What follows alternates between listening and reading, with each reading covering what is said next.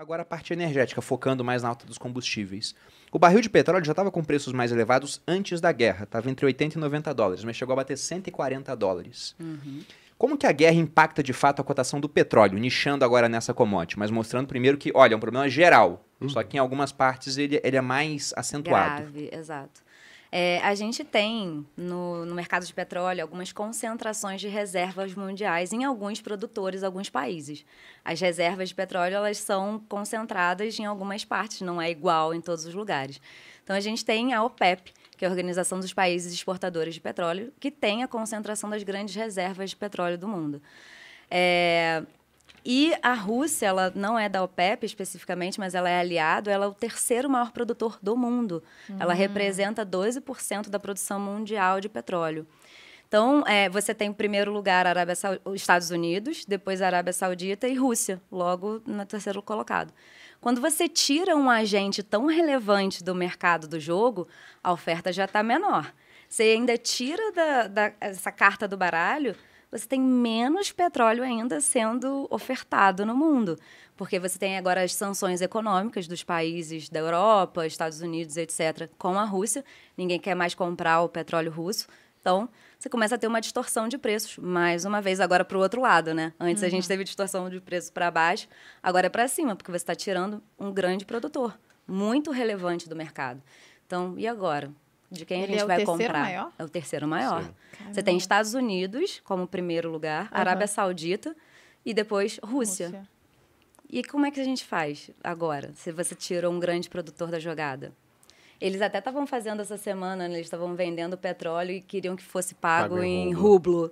Para, de alguma forma, também, porque não tem onde colocar, né, petróleo. Se você está produzindo e não está vendendo, começa a vender também a qualquer preço e começa a fazer... E você aumenta a demanda pela moeda, né? A moeda, exato, sim, e todo mundo, as pessoas querem comprar, né? Sim. Então, a dinâmica não é simples, gente. A geopolítica, porque o petróleo, ele virou uma arma geopolítica também, né? Então, você consegue fazer algumas negociações.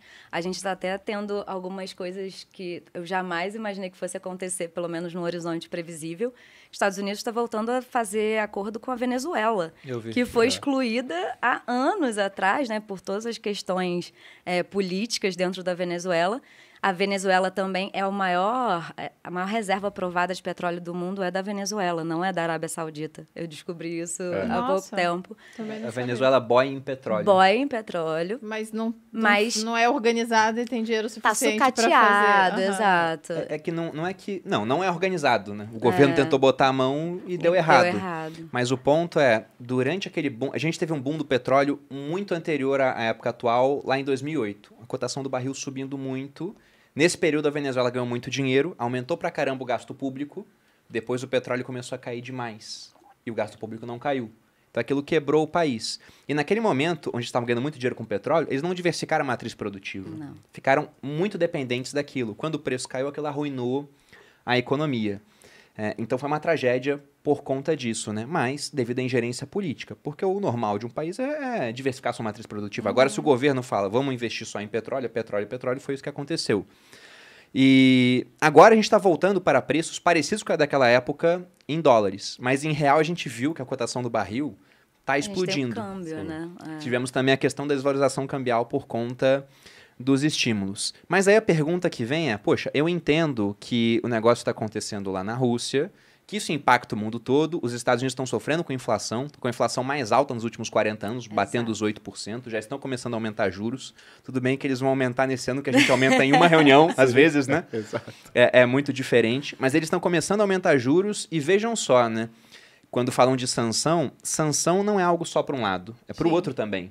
Quando eles dizem, não vamos mais comprar petróleo e gás natural da Rússia, e a Europa é muito dependente do gás natural russo, eles não compravam gás natural do Putin porque achavam ele muito simpático. Era porque era o melhor preço. Era uma necessidade também. Necessidade, exatamente. E agora tem que comprar de outras pessoas que não têm esse preço tão bom, ou até têm, mas eles eram excluídos do sistema, como era o caso da Venezuela com os Estados Unidos. Então eles estão se virando para tentar deixar o preço do combustível mais barato, porque isso tem implicações em várias áreas, né? A gente vai abordar aqui. Mas a pergunta que não quer calar é, o preço está aumentando lá, mas o Brasil tem a Petrobras. E todo mundo lembra lá do Lula lá atrás falando, somos autossuficientes em petróleo. Ele fez um Reels outro dia falando, não tem que estar caro porque a gente é autossuficiente em petróleo. A gente é, de fato, autossuficiente em petróleo? Meu Deus. A conta que tem que ser feita pela conta, sim. Então, a gente produz o petróleo que a gente consome e ainda exporta um pouco. A gente é exportador líquido de petróleo. Só que o problema é no refino. Então, as nossas refinarias, elas não têm a capacidade de processar todo o petróleo que a gente produz aqui. Então, o que acontece, né? As nossas refinarias são da década de 70, mais ou menos. E na época que a gente estava lá na década de 70, a gente refinava um petróleo que a gente importava da Arábia Saudita, que é um petróleo super leve. E aqui no Brasil o petróleo era mais pesado. Então, foram feitas algumas modificações nessas refinarias para poder processar o petróleo da Petrobras.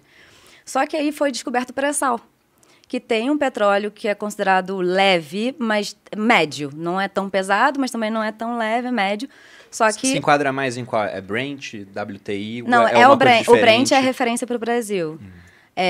Mas a gente não... Como foram feitas essas modificações nas refinarias para processar o petróleo pesado, a gente não tem capacidade de refinar tudo. Então, uma parte tem que ser importada para poder fazer esse blend do petróleo, para ficar um pouco mais leve, para conseguir refinar.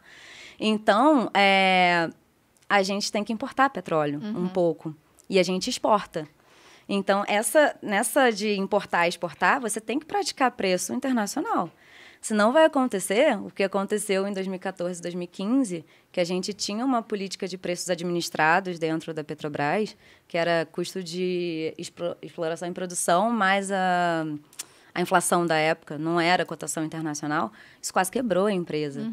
A gente teve a Petrobras com uma das maiores dívidas do mundo, em 100 bilhões de dólares. Na época, a cotação do dólar estava tipo R$4, que era muito alto na época, tava R$4 porque todo agora, mundo via, tem 100 bilhões de dólares a mais de dívida aqui da União. 100 bi, era uma coisa assim, quase que impagável, quase quebrou a empresa. Então, a política que não segue a política de preços internacional, você acaba tendo problemas economicamente, financeiramente, falando da empresa especificamente, né? Ela não se torna tão viável, porque a dívida aumenta muito, o prejuízo aumenta muito. Uma hora quebra, né? Se você deixar a coisa rolar toda a vida. Então, em 2016, foi instituído pelo governo, né, na época do governo Temer, a política de paridade internacional. E aí é uma conta que ninguém sabe exatamente como que é feita essa conta, tá?